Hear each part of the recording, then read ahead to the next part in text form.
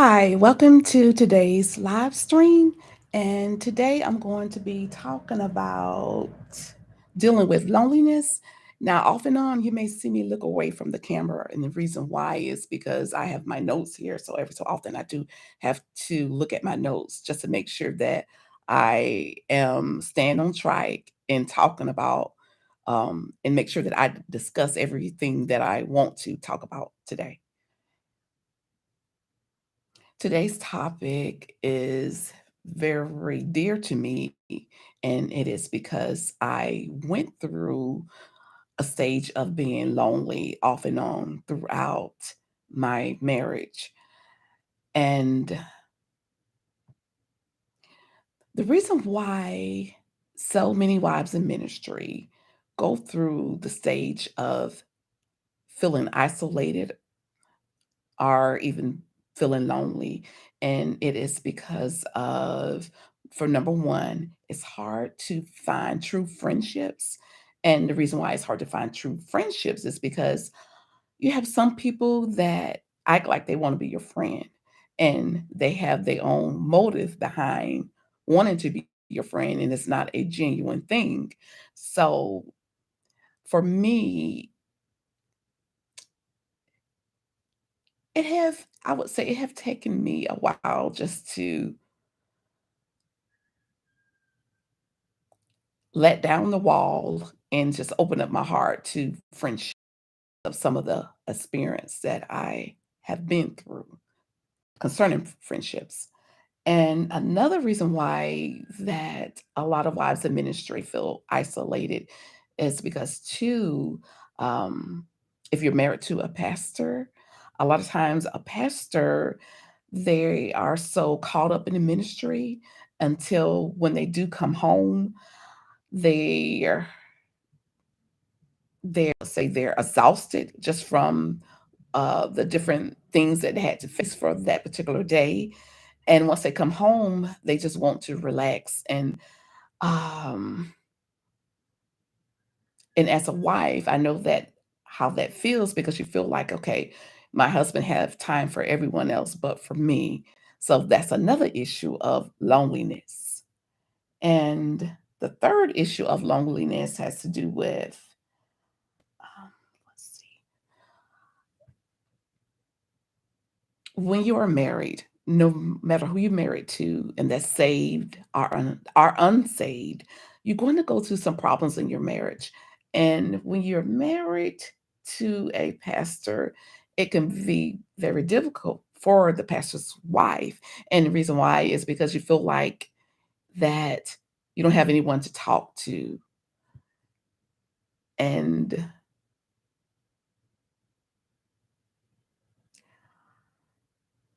and I guess the reason why that particular thing just right there it's so hard is because the fact that you feel like that you can't trust anyone. So if you are a wife in ministry, or if you have your own ministry and you are married, this video is for you. In this video, I'm going to share 7 tips. So make sure you stick around and watch the full video. And also at the end of this section, I'm going to have a Q&A. So if you're watching live, you can go on and put your questions in, or if you're watching the replay, feel free to put your questions in, and I will come back and answer them for you.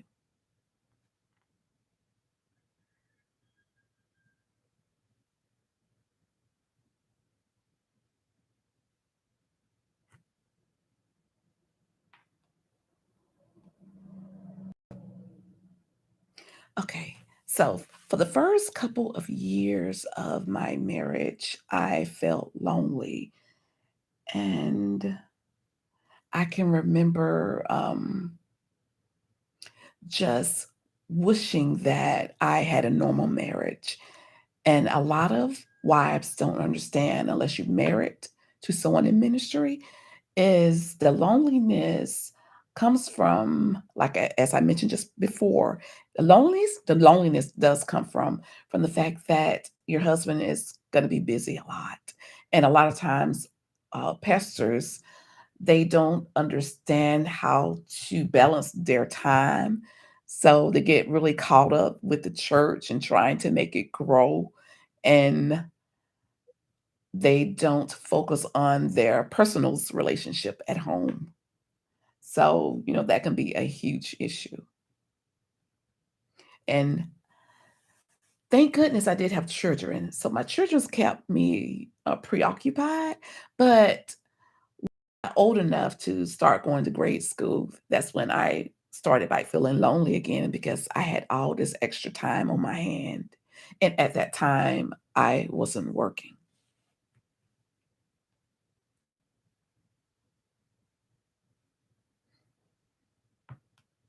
But things got so much better for me when I started practicing self care. And that's tip number one: nurture self care.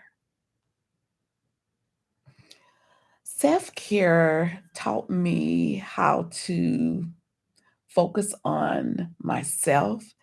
And a lot of times it's so easy to lose yourself when you get married and also when you start having kids because is your whole life revolves around your husband and his needs, trying to be there to assist him, and also with your kids, trying to be a good mom and being available for them, until a lot of times as a wife, you just forget about your needs, your desires.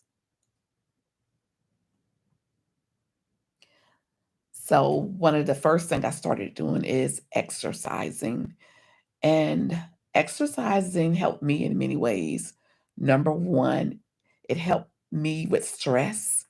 It helped me to think better. And I just felt good just because I knew that I was doing something positive for myself. It also helped build my self-confidence because it helps tone your body.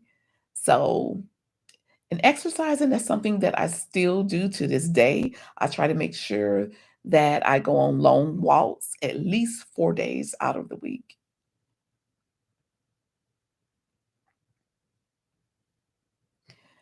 It's important to do things that nourish your soul, that nourish your soul and also your mind and your body. Do things It's important to do things that brings you joy. Because one thing, if you are not well, then it's going to be hard for your family to be well, and it's going to be hard for you to be happy if you're not well. And it's important to God that you take care of yourself spiritually and also naturally.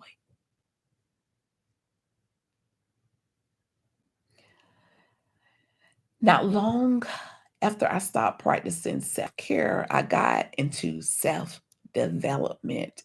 Self development was a game changer for me because looked I looked within myself and I started working on certain things about myself that I knew that I needed to change.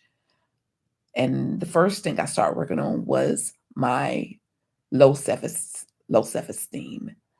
I had such a low self esteem until, if God told me to do something, I wouldn't do it only because I felt that I wasn't capable. It can be something small. It just really didn't matter what it was, but I would always talk myself out of it. And it's because I had a lot of self doubt going on. So I started working on myself.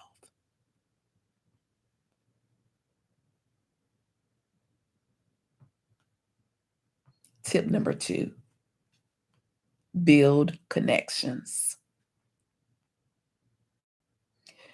It's important to try to find other wives in ministry and build a relationship with them, because what's so good about that is because you guys can help out each other, you can encourage each other, and you go on to understand what each other are going through.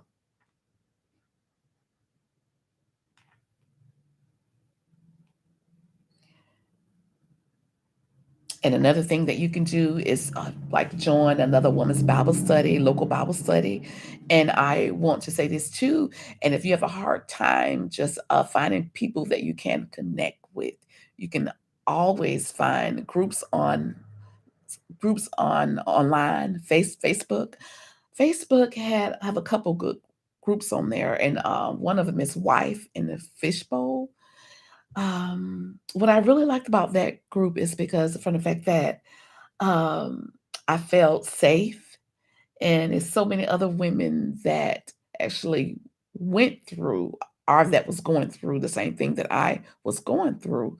So, and I, to be honest now, years ago, um, we didn't have anything like that. And that's one thing I do like about today is that, like, if you don't have a community around you, you can always go online and find a community.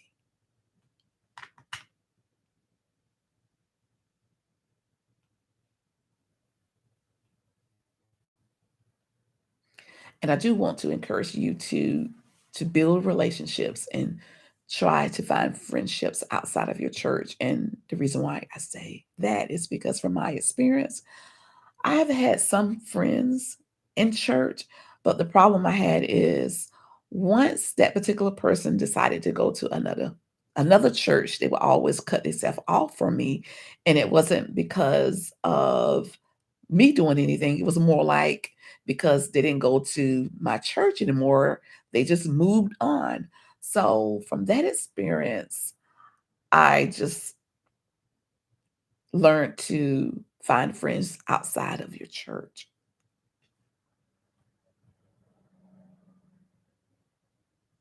Tip number 3, reconnect with your spouse. Okay, it's important as a wife for you to try to stay connected with your husband. And it's also important to God for wives to have a good relationship with their husbands.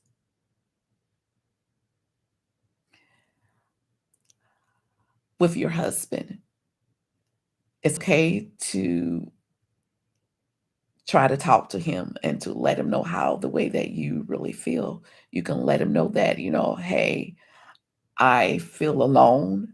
I desire to be with you more, and I want us to do husband and wives things together, things that's outside of the church. Because you guys, that is how you build your marriage.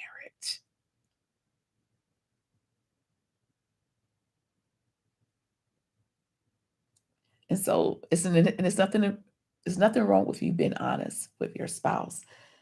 And another thing that you can do, and it's something that my husband and I actually do every so often, is we go on a date. And whenever we go on a date, I dress up, I fix myself up like I'm going on a date. And I want to add this. When I'm going on a date with my husband, I don't dress like the way I do when I go to church because I want to look different and I want him to notice me. So I try to find something, that's going to make me look attractive. And that's what I wear.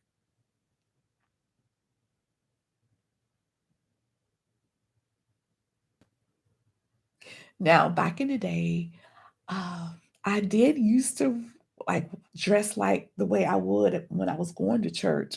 Whenever my husband and I would go out because I didn't know any better then. And I know it was because I'm from a Pentecostal church and we just dress the same way, whether we going to church or anywhere else. We just always dress the same. But I learned later that it was okay to fix myself up for my husband and to wear something a little more, different. Because the purpose is that I want my spouse to notice me and I want to be attractive for my spouse. There's nothing wrong with fixing yourself up for your husband, no matter how long you've been married.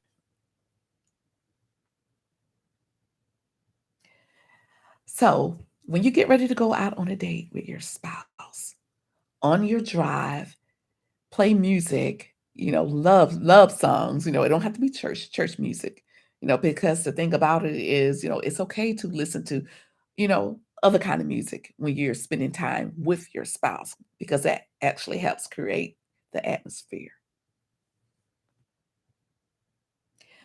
And another tip as well, when you're out on a date with your spouse at the restaurant, make sure you don't talk about any type of church things.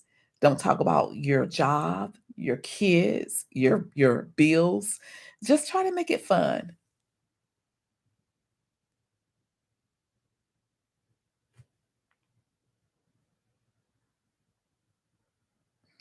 In the Bible, 1 Corinthians 7 and 34, Paul talks about an unmarried woman or virgin is concerned about the Lord's affairs. Her aim is to be convoted. Her aim is to be devoted to the Lord in both body and spirit.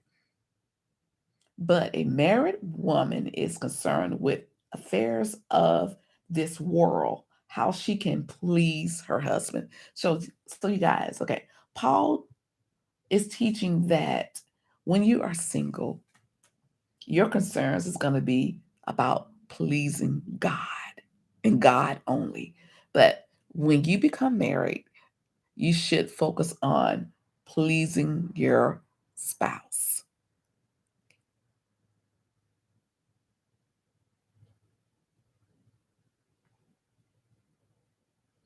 And when you are a couple in ministry, having a strong foundation in your marriage is very important because you're going to go through a lot of different challenges in your life, and it's so good for if it's just really good for you guys to have some type of connection going on.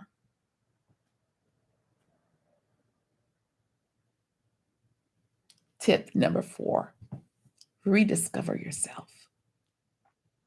You can find a hobby, and I also want to encourage you to discover your calling outside of helping your husband in ministry because a lot of wives don't understand that, especially pastors' wives, is that God don't only have a special calling for your husband, but he also has a calling for you as well. And so it's good to, after you have been married for a couple of years, try to discover your special place, the special thing that God has called you to do.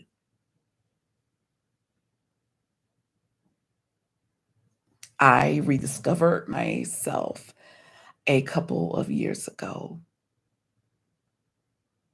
I can remember I started having a strong desire just to help others, and that's all that I knew at that time. And I started praying to God about it because I didn't understand it then, but I do understand it now. It's like I just felt that it was something more that God wanted me to do.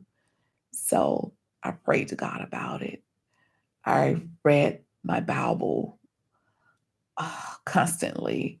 I started looking at videos on YouTube about finding your calling.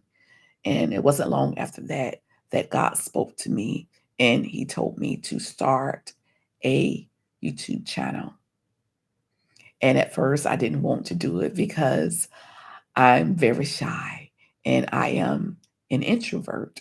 But so I just like, I kind of like dismissed it out of my mind because I didn't know at that time that it was God. It came to me again. And I remember I started questioning myself, you know, talking to myself, saying things like, oh, what do you have to say? You know, what are you going to talk about? Nobody's not going to take you serious. When the voice came to me the third time, I listened and I started my YouTube channel. And once I started my channel, the more videos I created, God began to free me from low self esteem and self doubt. So It's very important to find your special place, the calling that God has for you. And once you listen and start doing what He called you to do, it's going to free you.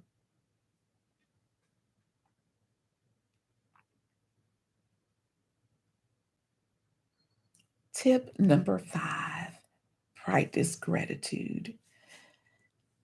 It's good to have a thankful heart and not focus on so much of things that's going on in your life that you want to change. Because when you constantly complain and not thankful for what God has given you,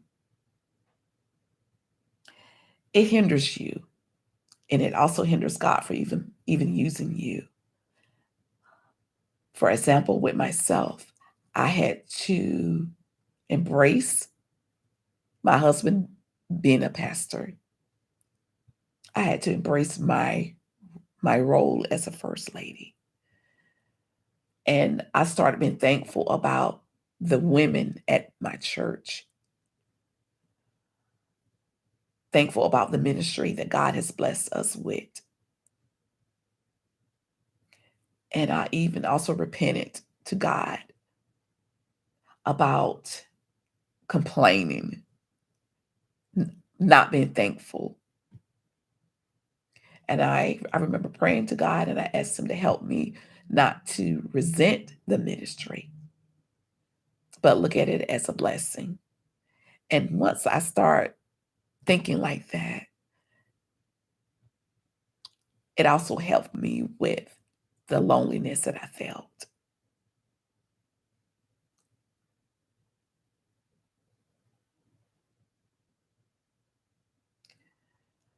And and not only that, God, He does want us to have a grateful attitude.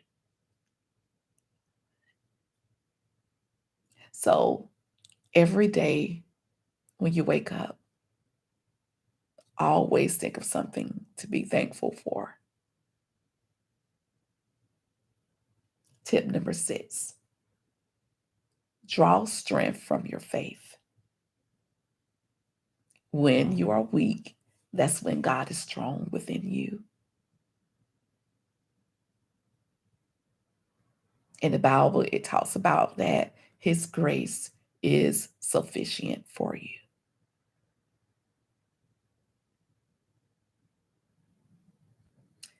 Tip number 7, pray.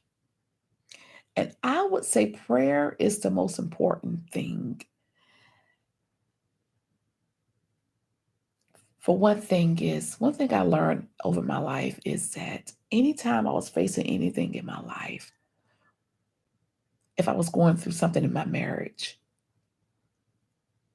if I was going through some type of sickness in my body, or if I needed a healing in my mind, if I wanted to be a better stepmom, I would pray. And the more I prayed, and the more God answered my prayers, it brought me closer to Him. So it's very important to pray about whatever it is that's going on in your life because God is concerned about everything that you are concerned about, and He cares. The more you pray, the more stronger you're going to become.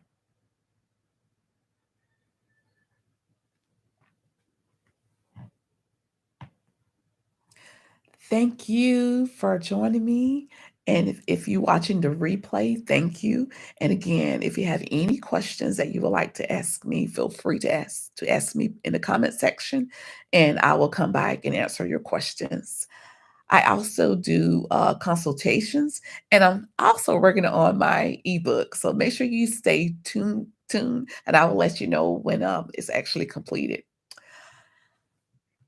And I also wanted to say to you guys, okay, if my videos are helping you, please let me know because it's like, it's kind of hard to do something and be consistent if you feel like that. Okay, no one is really getting any help. But whenever you let me know, it just kind of like encouraged me to create more content. So if any of these videos are helping you, make sure you share it with a friend.